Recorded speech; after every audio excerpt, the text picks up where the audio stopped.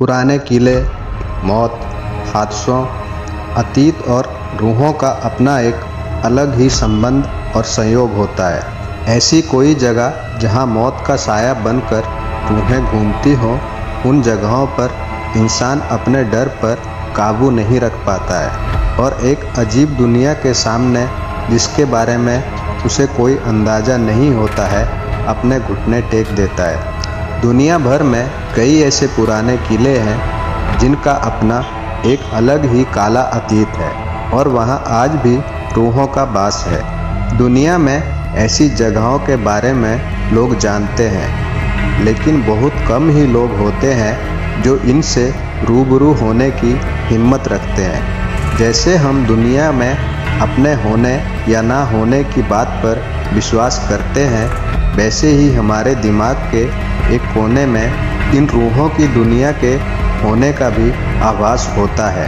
यह अलग बात है कि कई लोग दुनिया के सामने इसे मानने से इनकार करते हों, लेकिन अपने तर्कों से आप सिर्फ अपने दिल को तसल्ली दे सकते हैं, दुनिया की हकीकत को नहीं बदल सकते हैं। आज हम ऐसे ही एक किले के बारे में बात करेंगे जो कि अपने सीने में एक शानदार बनावट के साथ साथ एक भयानक अतीत भी छुपाए हुए है। आज हम अपने ही देश भारत के एक ऐसे डरावने किले के बारे में बात करेंगे जहां सूरज डूबते ही रूहों का कब्जा हो जाता है और शुरू हो जाता है मौत का तांडव। राजस्थान के दिल जयपुर में स्थित इस किले को भानगढ़ के किले के नाम से जाना जाता है। भानगढ़ किला 17वीं शताब्दी में बनवाया गया था। इस किले का निर्माण मानसिंह के छोटे भाई राजा माधव सिंह ने करवाया था।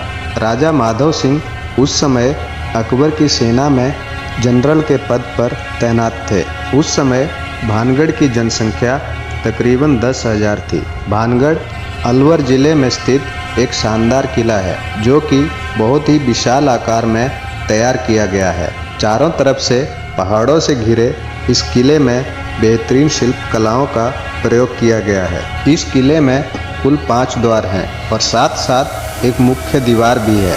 इस किले को बनाने में मजबूत पत्थरों का प्रयोग किया गया है जो कि अति प्राचीन काल से अपनी यथास्थिति में पड़े हुए हैं। भानगढ़ किला जो कि देखने में जितना शानदार है, उसका अतीत उतना ही भयानक है। आपको बता दें कि भानगढ़ किले के बारे में प्रसिद्ध एक कहानी के अनुसार भानगढ़ की राजकुमारी रत्नावती, जो कि नाम के ही अनुरूप बेहद खूबसूरत थी, उस समय उनके रूप की चर्चा पूरे राज्य में थी और साथ साथ देश के कोने कोने से राजकुमार उनसे विवाह करने के इच्छुक थे। उस समय उनकी उम्र महज 18 वर्ष ही थी और उनका यौवन उनके रूप में और निखार ला चुका था। उस समय कई राज्यों से उनके लिए विवाह के प्रस्ताव आ रहे थे। उसी दौरान वो एक बार किले से अपनी सखियों के साथ बाजार में निकली थी। राजकुमारी रत्नावती एक इत्र की दुकान पर पहुंची और वो इत्रों को हाथ में लेकर उनकी खुशबू ले रही थी। उसी समय उस दुकान से कुछ ही दूरी पर सिंघिया नामक व्यक्ति खड़ा होकर उन्हें बहुत ही गौर से देख रहा था। सिंघिया उसी राज्य में रहता था और वो काले जादू का महारथी था। ऐसा बताया जाता है कि वो राजकुमारी के रूप का दीवाना था और उनसे प्रेम करता था।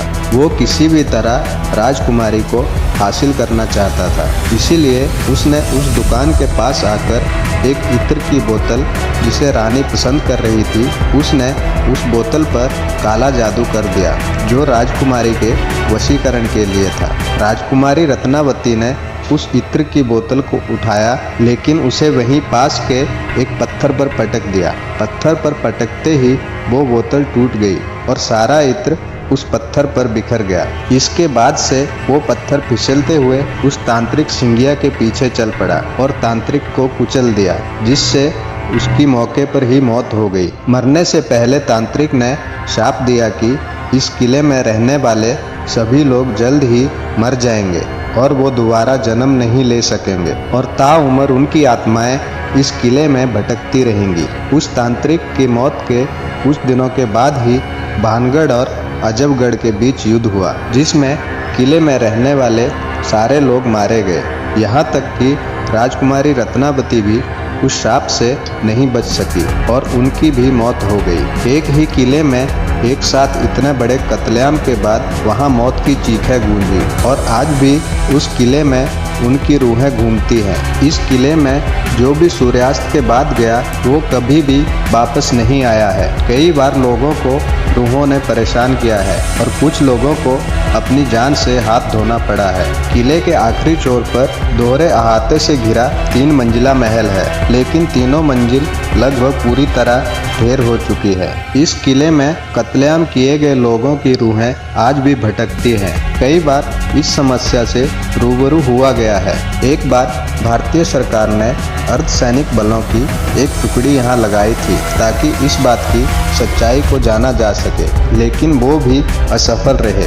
लेकिन सैनिकों ने रूहों के इस इलाके में होने की पुष्टि की थी। इस किले में आज भी जब आप अकेले होंगे तो तलवारों की टंकार और लोगों की चीखों को महसूस कर सकते हैं। इसके अलावा इस किले के भीतर कमरों में महिलाओं के रोने या फिर चूड़ियों के खनकने की भी आवाज़ें साफ सुनी जा सकती हैं। इस किले के पिछले हिस्से में जहाँ एक छोटा सा दरवाज़ा है, उस दरवाजे के पास बहुत ही अंधेरा रहता है। कई बार वहाँ किसी के बात करने या एक विशेष प्रकार की गंध को महसूस किया गया है। वहीं किले में शाम के वक्त बहुत ही सन्नाटा रहता है और अचानक ही किसी के चीखने की भयानक आवाज़ इस किले में गूंज जाती है। इस किले में शाम के बाद अंदर जाने की अनुमति नहीं है। तो ये थी भानगढ़ किले की पूरी हकीकत। दोस्तों, वीडियो अच्छा लगा हो तो वीडियो को लाइक करें और प्लीज़ चैनल को सब्सक्राइब करें।